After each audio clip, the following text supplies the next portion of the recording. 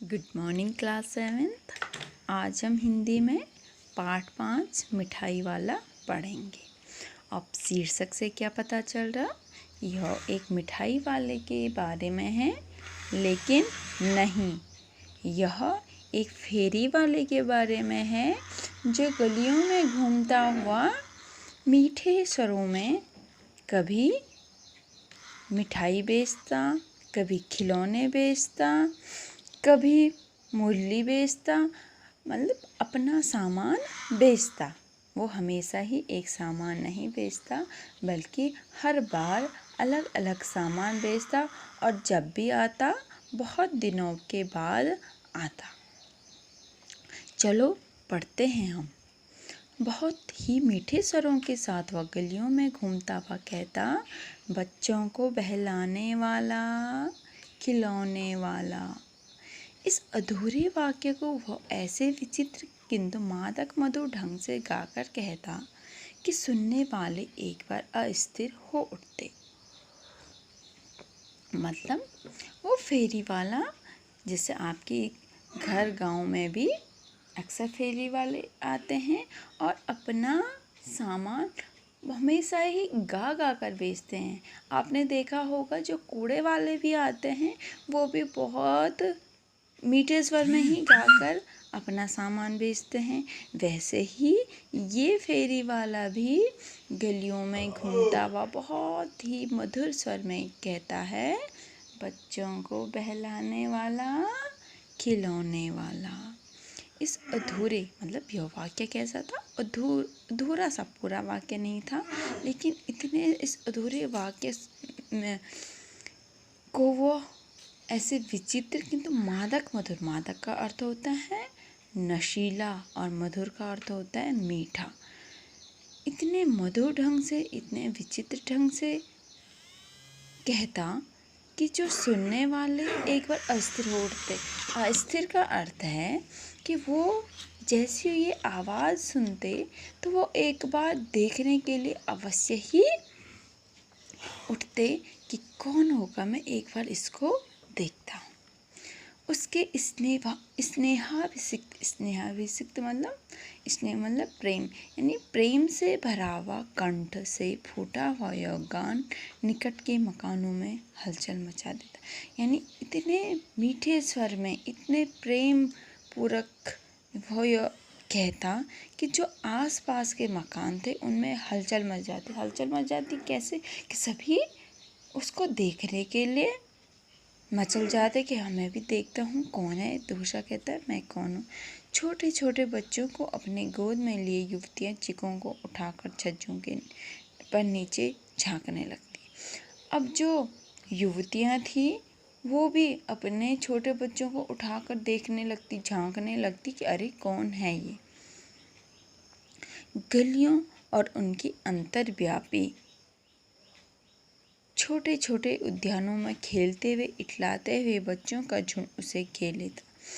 वहाँ उन गलियों में जो छोटे छोटे गलियाँ और उनके अंतर्व्यापी मतलब उनके अंदर में स्थित, उनके अंदर जो उद्यान थे, छोटे छोटे जो पार्क थे, उनमें जो बच्चे खेलते तो जैसे ही वो इसकी आवाज़ सुनते तो वो क्या करते, उनका पूरा का पूरा झुंड यानी सारे बच्चे आकर के उसको घेर लेते, और तब वो खिलौने वाला वहीं बैठकर खिलौने की पेटी खोल लेता। जैसे बच्चे उसको घेरते तब क्या वहीं पर बैठता और अपने अपने खिलौने बेच देता।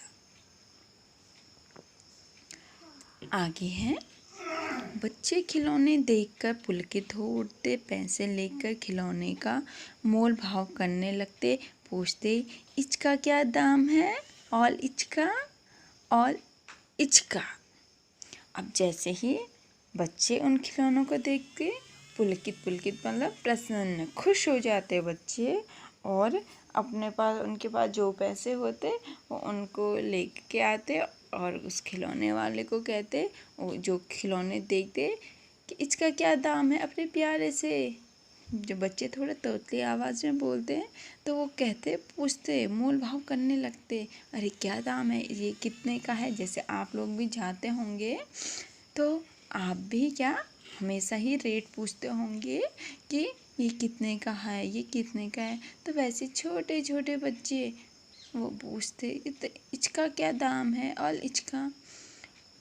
खिलौने वाले बच्चों को देखता और उनकी नन्ही नन्ही उंगलियों से पैसे ले लेता और बच्चों की इच्छा अनुसार उन्हें खिलौने दे देता। खिलौने वाला भी क्या करता, जो बच्चों के हाथ में पैसे होते उनको लेता और जो बच्चों को जो भी खिलौने चाहिए होता वो उनको दे देता। खिलौने लेकर फिर बच्चे उछलने कूदने लगते और तब फिर खिलौने वाला उसी प्रकार गाकर कहता, बच्चों को बहलाने वाला खिलौने वाला। अब जब बच्चों को उनके खिलौने मिल जाते वो उनको लेकर अपने खेल खेलने लगते और फिर वो खिलौने वाला भी आगे निकल जाता और फिर आगे की गलियों में अपने खिलौने बेचने के लिए फिर वही कहता, बच्चों को बहलाने वाला खिलौने वाला। सागर की हिलोर की भांति उसका यह मादक गान गली भर के मकानों में इस ओर से उस ओर तक लहराता व पहुंचता और खिलौने वाला आगे बढ़ता। जिस प्रकार से सागर की लहरें, हिलोर का अर्थ होता है लहरें, क्या इधर से उधर चलती रहती हैं, तो उसी प्रकार उस खिलौने वाला का जो नशीला मधुर स्वर भी इस गली के कोने से उस गली के कोने तक फैलता हुआ आगे पहुंचता और वह भी आगे बढ़ जाता। राय विजय बहादुर के बच्चे भी एक दिन खिलौने लेकर घर आए। वे दो बच्चे थे, चुन्नू और मुन्नू। चुन्नू जब खिलौने ले आया तो बोला, मेला गोला कैसा चुंदल है। मुन्नू बोला, और देखो मेला कैसा चुंदल है। तो वहीं एक राय बहादुर नाम के व्यक्ति थे, उनके बच्चे थे, बच्चों का नाम था चुन्नू और मुन्नू। एक दिन वो भी दो खिलौने लेकर आए और जब चुन्नू खेलने ले आया तो बोला, जब वो आपस में खेल रहे थे, चुन्नू बोलते, देखो मेरा घोड़ा कितना छुंदल, छुंदल मतलब सुंदर है। बच्चे अपने तोतली आवाज़ में बोल रहे हैं कि अच्छा छुंदल है, तो यानी वो कह रहा है कि मेरा घोड़ा कितना सुंदर है। और मुन्नू भी कहता है, और मेला कैसा छुंदल है।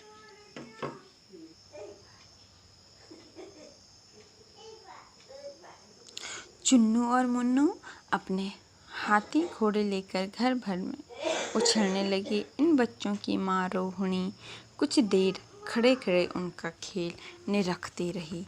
अंत में दोनों बच्चों को बुलाकर उसने पूछा, अरे ओ चुन्नू मुन्नू, ये खिलौने तुमने कितने में लिए हैं।